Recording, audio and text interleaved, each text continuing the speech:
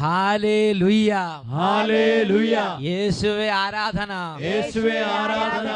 വിശുദ്ധ യോഹന്നാന്റെ സുവിശേഷം 15-ാം അധ്യായം 3-ാം തിരുലിഖിതം. ഞാൻ നിങ്ങളോട് പറഞ്ഞ വചന നിമിത്തം നിങ്ങൾ ശുദ്ധിയുള്ളവരായിരിക്കുന്നു എന്നരുളി ചെയ്ത യേശുക്രിസ്തുവിൻ്റെ അത്ഭുത നാമത്തിൽ നിങ്ങൾക്കേവർക്കും കൃപയും സമാധാനവും. Hallelujah, hallelujah. Price the lord, praise the Lord. ഇന്ന് നമ്മൾ ചിന്തിക്കുന്നത് പ്രതികൂലത്തിലും സംസാരിക്കുന്ന വിശ്വാസത്തെക്കുറിച്ചാണ്. എന്നുറക്കെ പറഞ്ഞേ ഹല്ലേലൂയ, ഹല്ലേലൂയ. ഒരു അനുഭവം നമുക്കിപ്പോൾ ശ്രദ്ധിക്കാം. എൻ്റെ പേര് ജോയൽ ജോർജ് ആണ്. ഞാൻ ജനിച്ച് വളർന്ന് ബോംബെയിലാണ്. അതുകൊണ്ട് എൻ്റെ മലയാളം അത്ര ഫ്ലുവൻ്റ് അല്ല. മലയാളം ശരിക്കും അറിയാൻ പാടില്ല, കുറച്ച് മലയാളം അറിയാം. അത് പറഞ്ഞു. ഞാൻ പഠിത്തത്തിൽ ഭയങ്കര മോശമായിരുന്നു. പഠന കാര്യങ്ങളിൽ വളരെ മോശമായ ഒരവസ്ഥയായിരുന്നു. 11th എനിക്ക് അക്കൗണ്ട്സിൽ ഭയങ്കര കുറവ് മാർക്സ് വന്നു. ജസ്റ്റ് പാസ്സായത്. പക്ഷെ +2 ശരിക്കും മാർക്ക് കുറഞ്ഞു. ബാക്കി എല്ലാ സബ്ജക്റ്റ് കുഴപ്പമില്ലായിരുന്നു. പക്ഷെ ഏത് വിഷയം മോശം? അക്കൗണ്ട്സ് വളരെ പുവർ. യൂണിറ്റ് ടെസ്റ്റിലൊക്കെ എനിക്ക് 4.5 മാർക്ക് കിട്ടിയോളൂ. 4.5? 40. അത് തീരെ മോശമായി. അത് കഴിഞ്ഞിട്ട് മമ്മിയും പപ്പ പറഞ്ഞു ട്യൂഷനിൽ പോകാൻ. എനിക്ക് ആഗ്രഹമില്ലായിരുന്നു. ഈ ട്യൂഷൻ എന്ന് പറഞ്ഞാൽ നമുക്ക് വലിയ ബുദ്ധിമുട്ടുള്ള സംഗതിയാണ്. എന്നിട്ട് ട്യൂഷനിലും പോയിട്ട് ഞാൻ ഫെയിലായി. 23 പോയപ്പോൾ ബാക്കികളുണ്ടായി, എല്ലാം പോയി. എന്നിട്ട് ഞാൻ പിന്നെ ഒത്തിരി പഠിക്കാൻ തുടങ്ങി. പക്ഷെ ഞാൻ അഭിഷേകിനി ഇത് കാണുവാന്നു, ശാലോമില് കാണാൻ തുടങ്ങി. ഈ സമയത്താണ് ആരോ ഇവന് ഒരു നല്ല ഉപദേശം കൊടുത്തത്. മോനെ, നിന്റെ ബുദ്ധി തെളിയ ഒരു വഴിയുണ്ട്. ഷാലോം ചാനലിൽ അഭിഷേകാഗ്നി എന്ന് പറഞ്ഞൊരു സംഗതിയുണ്ട്. ഇനി ഇത് കണ്ടുവെക്കിയേ, ബുദ്ധി അങ്ങോട്ട് തെളിയും. യുവജനങ്ങളെ അനുഗ്രഹിക്കുന്ന യേശു അവിടെ വരുമെന്ന് ഈശോയുടെ ഒരു ദൂത് ആരോ ഈ കുട്ടിക്ക് പറഞ്ഞു കൊടുത്തു. ഒരു പ്രാവശ്യം അഭിഷേകാഗ്നിയില് അച്ഛൻ ഒരു മെസ്സേജ് പറഞ്ഞു, ദൈവത്തിന് കൊച്ചു പിള്ളേരുടെ പ്രാർത്ഥന ഇഷ്ടമാണ്. കൊച്ചു പിള്ളേരെ എന്തെങ്കിലും പറഞ്ഞാൽ അതൊക്കെ പ്രാർത്ഥന കേൾക്കും. കൊച്ചു പിള്ളേർ പറഞ്ഞ് പ്രാർത്ഥിച്ചാൽ കേൾക്കും. +1 +2 പറഞ്ഞാൽ കേൾക്കുമെന്ന് അവിടെ പറഞ്ഞിട്ട് ഞാൻ വിശ്വസിച്ച് പ്രാർത്ഥിച്ചു. അപ്പൊ ശരിക്കും ഒരു കൊച്ചു കുഞ്ഞിന്റെ ഹൃദയത്തോടെ അപ്പൊ തന്നെ അത് വിശ്വസിച്ച്. ചില മറക്കട മുഷ്ടികളുണ്ട്, ആ സമയത്തും കളിക്കാൻ പോകും.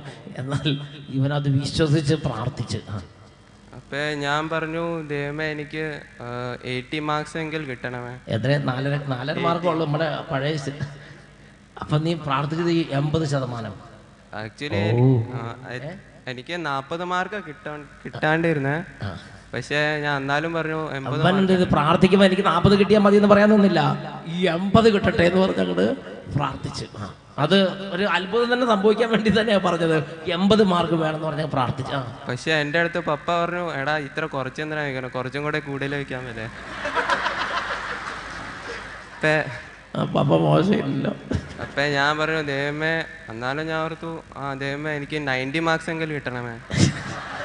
അപ്പൊ നീ കൂട്ടി പറഞ്ഞു. പക്ഷെ റിസൾട്ട് വന്നപ്പോ ഞാൻ നെട്ടിപ്പോയി. എനിക്ക് 93 കിട്ടിയ. 93.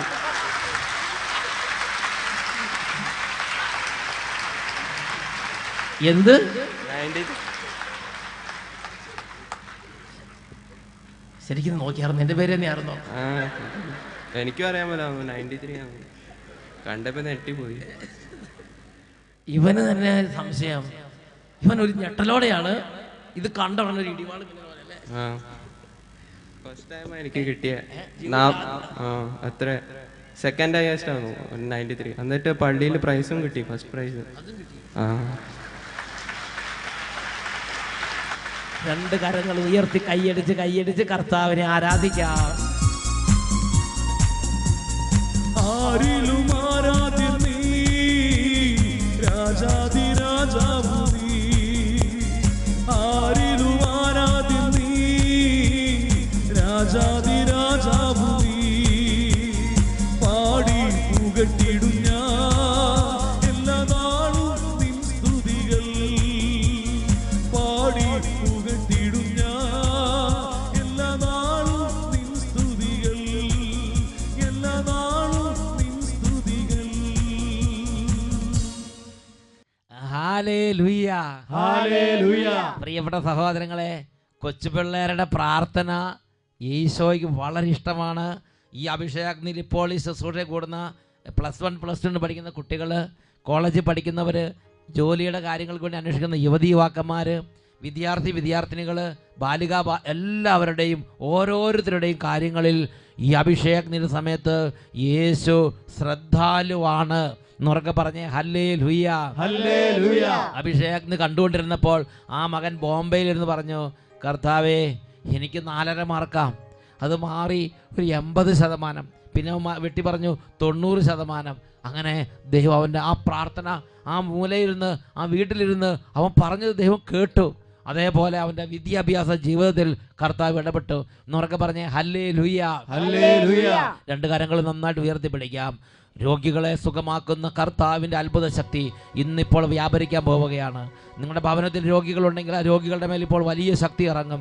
രോഗികളായ മക്കൾ ഇപ്പോൾ പ്രാർത്ഥിക്കണം, ക്ഷീണമുള്ളവർ പ്രാർത്ഥിക്കണം, തകർന്നവർ പ്രാർത്ഥിക്കണം, വേദനിക്കുന്നവർ പ്രാർത്ഥിക്കണം, കണ്ണുനീരിരിക്കുന്ന എല്ലാ മക്കളും പ്രാർത്ഥിക്കട്ടെ. കരങ്ങൾ ഉയർത്തി സ്തുതിക്കുന്നു. Hallelujah, hallelujah.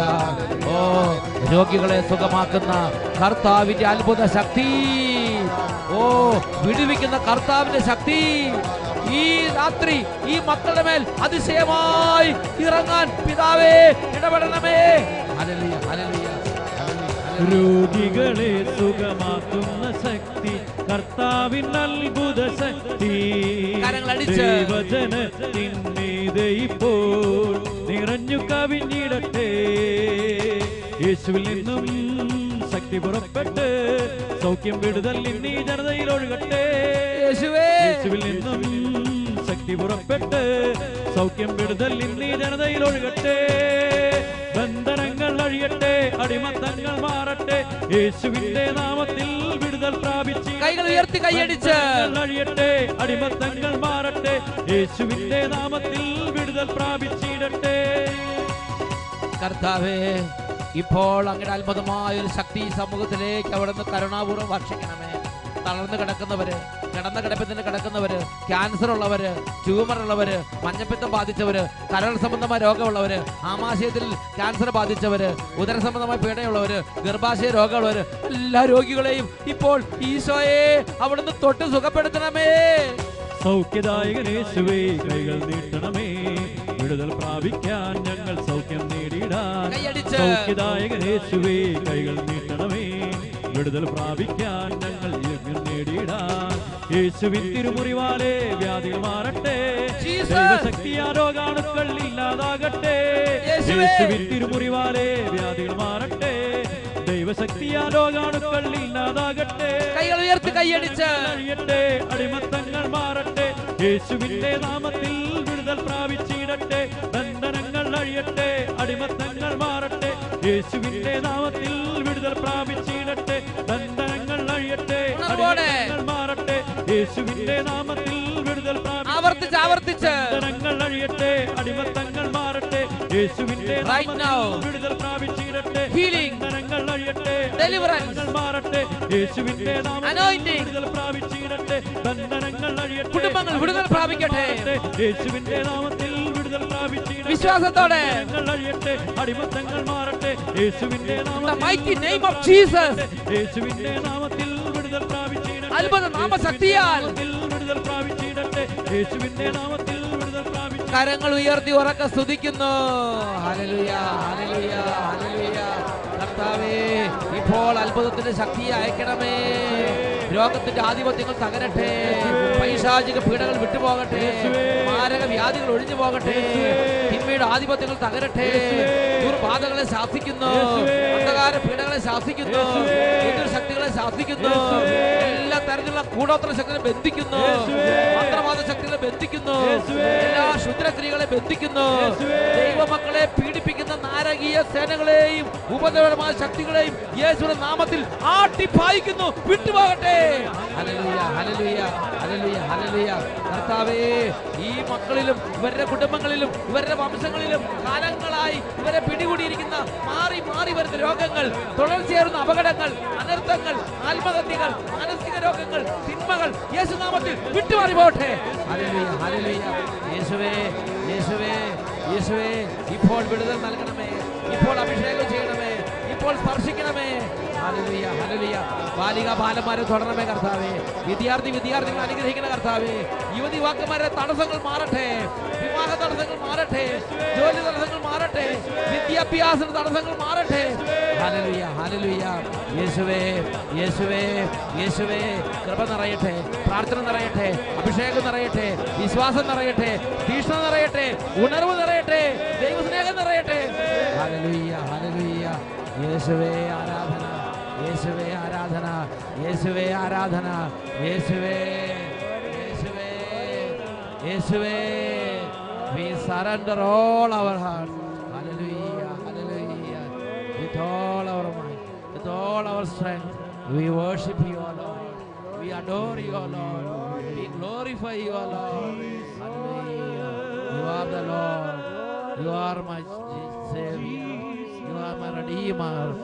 Jesus, we love you. Jesus, we love you, Jesus. We worship you, O Lord. Holy Father,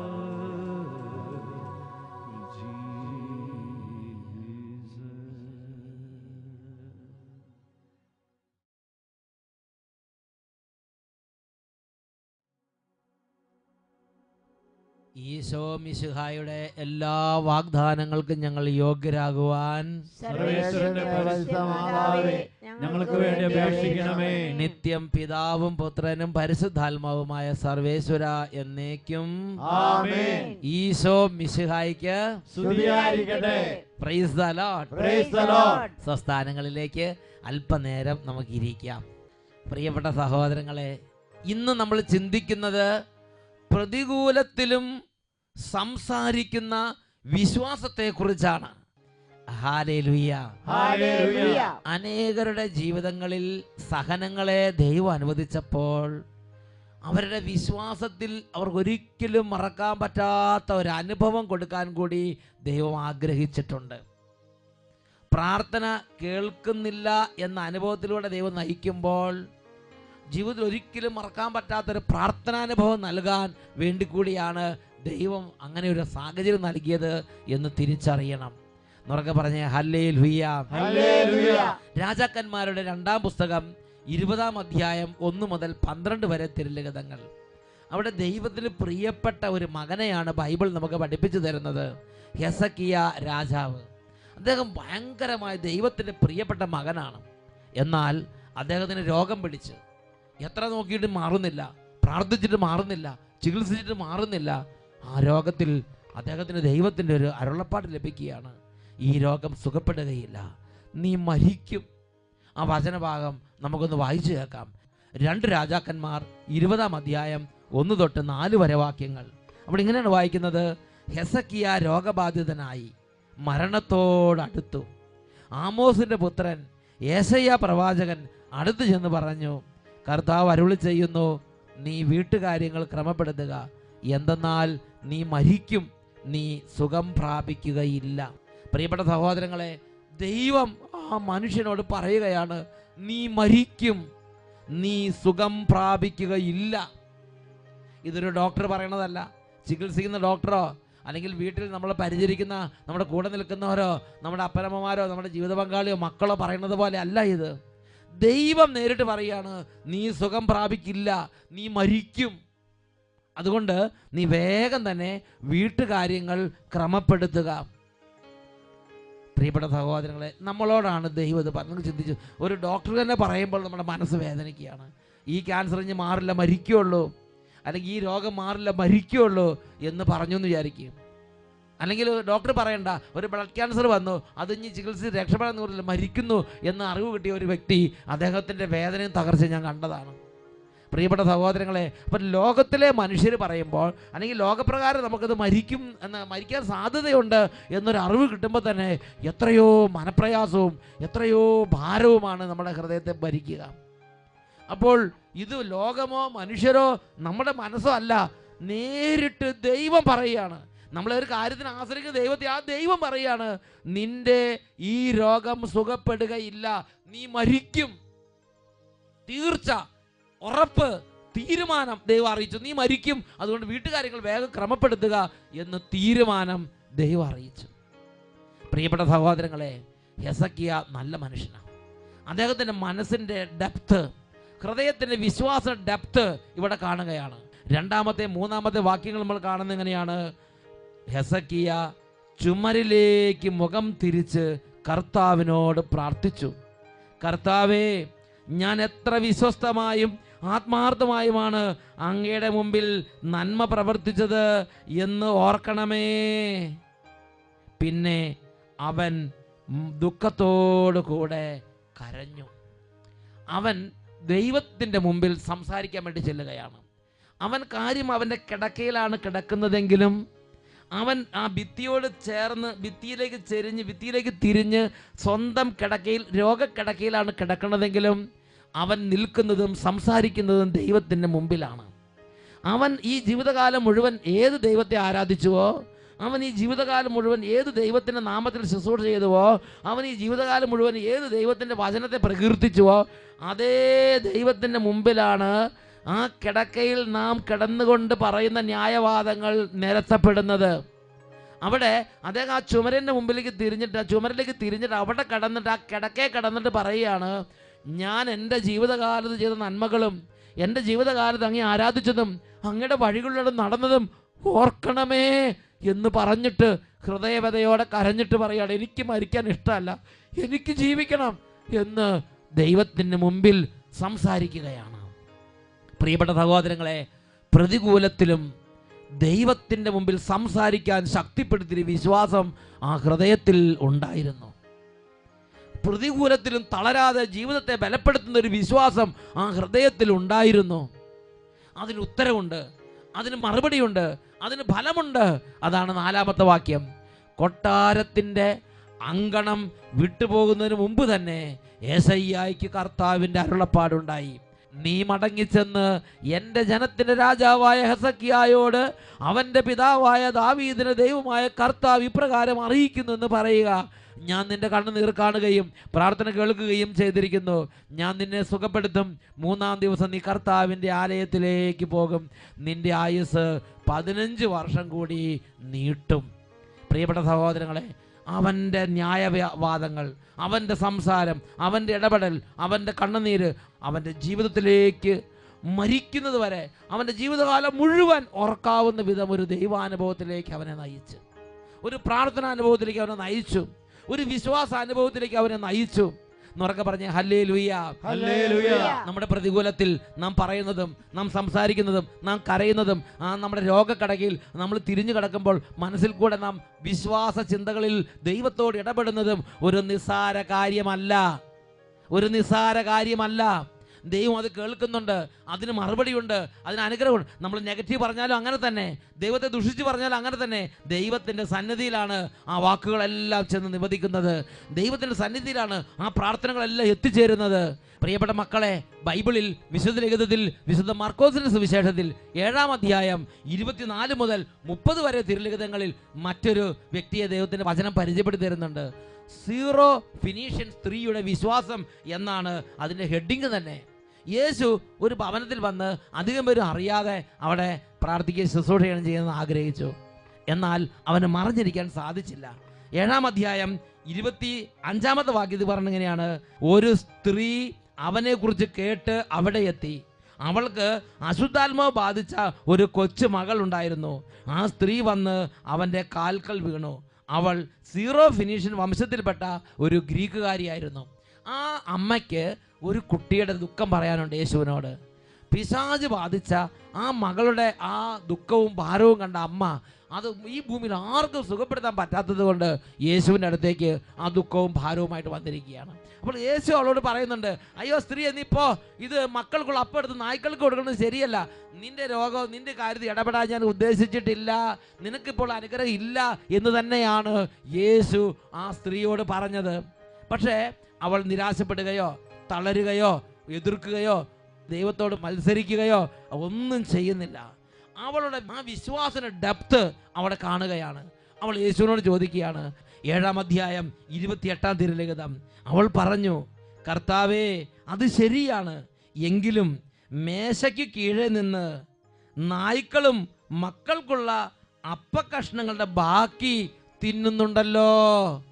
ഒരു സംസാരം. നമുക്ക് പ്രതികൂലത്തിൽ ദൈവത്തോട് സംസാരിക്കാൻ ശക്തിപ്പെടുത്തിയ ഒരു വിശ്വാസം.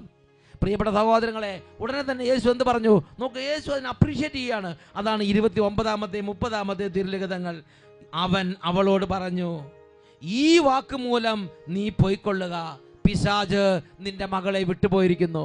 പ്രിയപ്പെട്ട സഹോദരങ്ങളെ, വേറെ ഒന്നും യേശു പറയുന്നില്ല. അവൾ പറഞ്ഞ ആ ഒരു വാക്ക്, അവൾ പറഞ്ഞ ആ ഒരു സംസാരം അവളെ സ്വർഗത്തിൽ പ്രിയങ്കരിയാക്കി മാറ്റി. അവളുടെ കുടുംബത്തെ ദൈവത്തിന് പ്രിയപ്പെട്ട കുടുംബമാക്കി മാറ്റി. ഈ വാക്ക് മൂലം നീ പോയിക്കൊള്ളുക, പിശാച് നിന്റെ മകളെ വിട്ടുപോയിരിക്കുന്നു. തുടർന്ന് നമ്മൾ 30-ാമത്തെ വാക്യത്തിൽ കാണുന്നത് എങ്ങനെയാണ്? അവൾ വീട്ടിലേക്ക് പോയി, കുട്ടി കട്ടിലിൽ കിടക്കുന്നത് അവൾ കണ്ടു, പിശാച് അവളെ വിട്ടുപോയിരുന്നു. ഉറക്കെ പറഞ്ഞേ ഹല്ലേലൂയ. പ്രിയപ്പെട്ട സഹോദരങ്ങളെ, പ്രതികൂലത്തിൽ, രോഗത്തിൽ ദൈവത്തെ ദുഷിക്കുകയും ദൈവത്തെ ശപിക്കുകയും ദൈവത്തെ എതിർക്കുകയും ദൈവത്തോട് മത്സരിക്കുകയും ചെയ്യാൻ പിശാച് നമ്മളെ നിർബന്ധിക്കും. എന്നാൽ ഈ രണ്ട് സംഭവങ്ങൾ കാണുന്നത് എന്താ? വിശ്വാസത്തിൻ്റെ ആഴത്തിൽ നിന്ന് ദൈവത്തോട് സംസാരിച്ച് ദൈവത്തിൻ്റെ പ്രീതി പിടിച്ചു പറ്റുന്ന മക്കളെയാണ് ബൈബിൾ അവിടെ അവതരിപ്പിക്കുന്നത്. പുറപ്പാടിൻ്റെ പുസ്തകത്തിൽ 33-ാം അധ്യായം 15-ാം വാക്യം, മോശ കർത്താവിനോട് പറഞ്ഞു, അങ്ങ് ഞങ്ങളുടെ കൂടെ പോരുന്നില്ലെങ്കിൽ ഞങ്ങളെ തനിയെ വിട്ടയക്കരുതേ.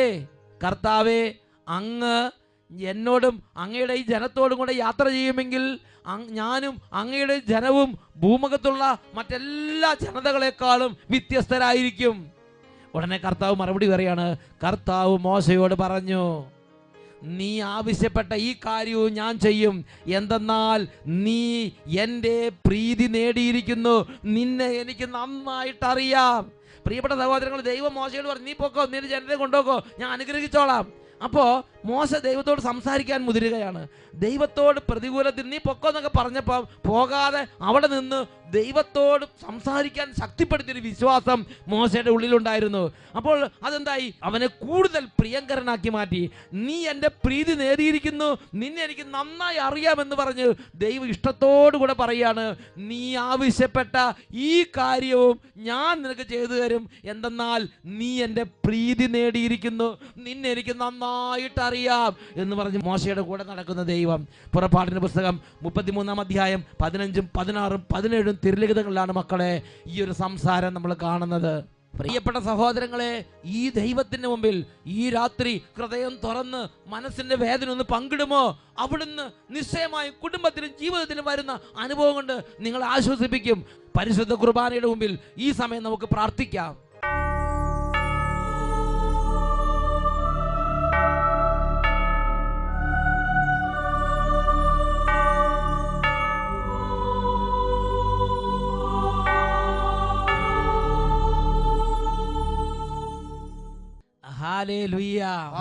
പ്രിയപ്പെട്ട സഹോദരങ്ങളെ, ഈ നിമിഷങ്ങളിൽ എഴുന്നേറ്റ് നിന്ന് ദിവ്യകാരുണ്യ ഈശോയുടെ മുമ്പിൽ ഹൃദയത്തിൻ്റെ എല്ലാ ഭാരങ്ങളും പറഞ്ഞ്, മനസ്സിൻ്റെ എല്ലാ ദുഃഖങ്ങളും പറഞ്ഞ് നമ്മുടെ കർത്താവിൻ്റെ മുമ്പിൽ നമ്മുടെ ഹൃദയഭാരങ്ങൾ കോരിച്ചൊരിയാം. രണ്ട് കരങ്ങൾ നന്നായിട്ട് ഉയർത്തിപ്പിടിക്കുക. ദൈവമേ, അവിടുന്ന് സമുദ്രം ജലം കൊണ്ട് നിറഞ്ഞിരിക്കുന്നത് പോലെ ഇപ്പോൾ വന്ന് പൊതിയണമേ കർത്താവേ. മലകളെ മേഘങ്ങൾ വന്ന് മൂടുന്നത് പോലെ ഇപ്പോൾ ഈ സമൂഹത്തെ മൂടണമേ. ദൈവ സാന്നിധ്യം കൊണ്ട് മൂടട്ടെ. സമുദ്രത്തെ ജലം മൂടിയിരിക്കുന്നത് പോലെ ദൈവ സാന്നിധ്യം കൊണ്ട് സമൂഹത്തെ മൂടട്ടെ. കരങ്ങൾ ഉയർത്തി സ്തുതിക്കുന്നു. ഹല്ലേലൂയ, ഹല്ലേലൂയ, ഹല്ലേലൂയ, ഹല്ലേലൂയ. സമുദ്രം ജല ഹല്ലേലൂയ, ഹല്ലേലൂയ, ഹല്ലേലൂയ പോലെ മലകൾ കാർമേഘത്താൽ നിറയും പോലെ യേശുവേ, യേശുവേ. സമുദ്രം ജലത്താൽ കവിയും പോലെ ഓ അത്ഭുത ശക്തിയേ, മലകൾ ഇപ്പോൾ ഞങ്ങളെ പൊതിയണമേ. കാർമേഘത്താൽ നിറയും പോലെ ഈ സമൂഹത്തെ ഇപ്പോൾ ദൈവ സാന്നിധ്യം മൂടട്ടെ. സാന്നിധ്യവും നിന്റെ സാമീപ്യവും ഞങ്ങളിൽ നിറയ്ക്കണമേ. പിതാവേ, സാന്നിധ്യവും അപ്പാ, നിന്റെ സാമീപ്യവും അപ്പാ, ഞങ്ങളിൽ നിറയ്ക്കണമേ. കരങ്ങൾ തുറന്നു പിടിച്ച് ആകാശം പിളർന്ന് വന്നിടണേ കർത്താവേ, ആകാശം പിളർന്ന് വന്നിടണേ. ഈ നിമിഷങ്ങളിൽ രോഗികളെല്ലാം പ്രാർത്ഥിക്കുന്നു. ദിവ്യകാരുണ്യ ആശീർവാദം നൽകപ്പെടുന്ന ഈ സമയത്ത് കർത്താവേ, സമുദ്രത്തിൽ ജലം നിറഞ്ഞിരിക്കുന്നത് പോലെ അങ്ങയുടെ സാന്നിധ്യം നിറയട്ടെ. കൈകൾ ഉയർത്തി വീണ്ടും സ്തുതിക്കുന്നു. രോഗികളുടെ മേൽ ശക്തി നിറയുന്നു, തകർന്നവരുടെ മേൽ കൃപ നിറയുന്നു. കർത്താവേ, സമുദ്രം അത്ഭുതമായി നിറവ് നൽകണമേ. മലകൾ നിറയും പോലെ കരങ്ങൾ ഉയർത്തി ഹൃദയം നുറുങ്ങി വിളിച്ച് പ്രാർത്ഥിക്കുന്നു. ജലത്താൽ കവിയും പോലെ മലകൾ കാർമേഘത്താൽ നിറയും പോലെ നിന്റെ സാന്നിധ്യവും നിന്റെ സാമീപ്യവും ഞങ്ങളിൽ നിറയ്ക്കണമേ കർത്താവേ. ആകാശം പിളർന്ന് വന്നിടണേ, ആകാശം പിളർന്ന് വന്നിടണേ.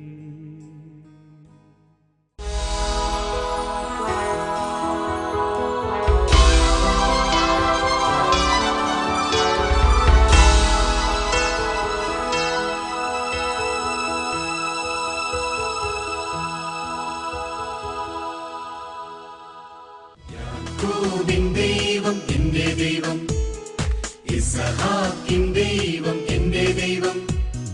യാക്കോബിൻ ദൈവം എന്റെ ദൈവം, ഇസ്ഹാക്കിൻ ദൈവം എന്റെ ദൈവം. ആരാധിപ്പാൻ ശക്തൻ, സ്തുതിച്ചിടാൻ യോഗ്യൻ. ആരാധിപ്പാൻ ശക്തൻ, സ്തുതിച്ചിടാൻ യോഗ്യൻ. ഈ ദൈവത്തെ നമുക്ക്